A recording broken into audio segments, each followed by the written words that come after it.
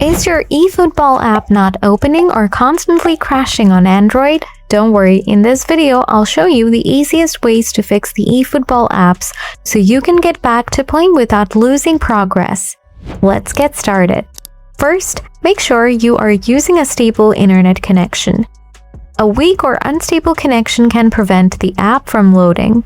Switch between Wi-Fi and mobile data to see which works best. Solution 1. Check device compatibility. Ensure your Android device meets the minimum requirements for eFootball. Older devices may not run the latest version smoothly. Low storage and heavy background apps are common causes of eFootball not opening. Free up space so your phone has at least 1 to 2 GB free.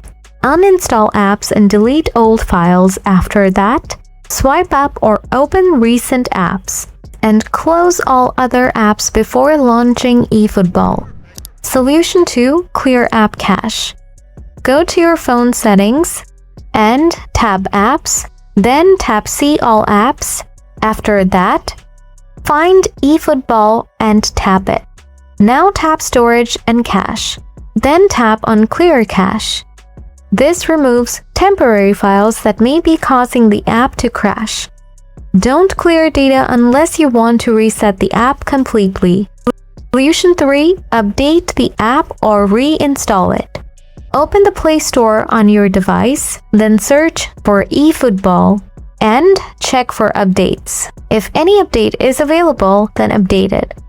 Updating fixes bugs and ensures compatibility with your device. If the app still doesn't open, uninstall it completely and reinstall it from the Play Store.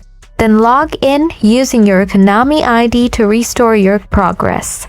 That's it. These steps should fix the eFootball app not working or opening on Android. If this video helped you, like, comment, and subscribe for more gaming tutorials and fixes. Thanks for watching.